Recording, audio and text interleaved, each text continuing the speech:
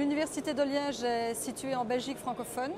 Elle compte environ 20 000 étudiants, 4 500 membres du personnel et nous gérons en fait un budget de l'ordre de 400 millions d'euros annuels. Alors nous avons implémenté SAP dans sa version, je vais dire, à peu près actuelle en 2002 et nous avons implanté un certain nombre de modules. Donc nous avons implanté MM, FI, CO, SD, CATS, tout ce qui est Business Intelligence en matière de reporting opérationnel. Nous sommes en train de développer aujourd'hui du BO pour ce qui concerne le reporting institutionnel. Nous avons également des solutions particulières, notamment service management pour nos cliniques vétérinaires et j'en passe et des meilleurs parce que nous utilisons encore d'autres modules. Alors aujourd'hui, en fait, nous avons une problématique très particulière qui est vraiment propre aux universités et aux centres de recherche ou à toutes les entreprises qui sont actives dans le domaine de la recherche, qui concerne la gestion des conventions de recherche. Donc en tant qu'université, nous avons 3 missions essentielles, une mission d'enseignement bien sûr, une mission de recherche et une mission de service à la communauté. La mission de service à la communauté, ça concerne en fait des prestations qui sont en concurrence directe avec le secteur privé.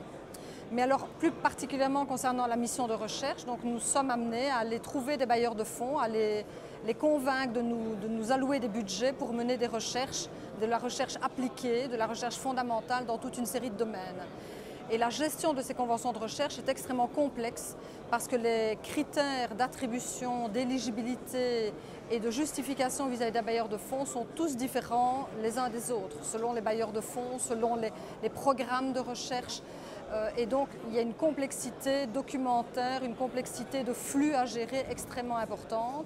Et avant même qu'une convention de recherche ne soit signée, nous avons effectivement une soumission pour obtenir ces budgets avec un projet qui est détaillé mais qui peut être amputé, modifié.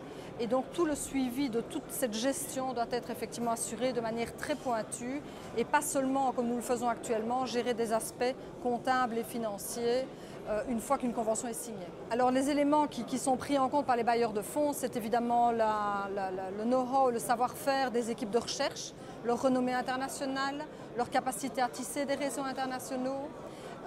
C'est évidemment tout le volet financier, c'est-à-dire tout ce qui concerne le capacity management, donc les équipements mis à disposition, le personnel mis à disposition, la gestion effectivement des bâtiments qui sont liés à cette recherche, etc.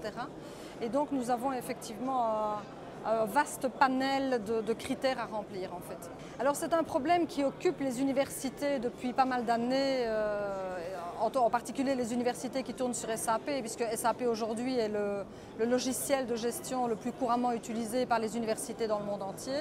Depuis de nombreuses années au sein du HERUC, donc le Higher Education User Group, donc pour les universités, nous étudions ce problème.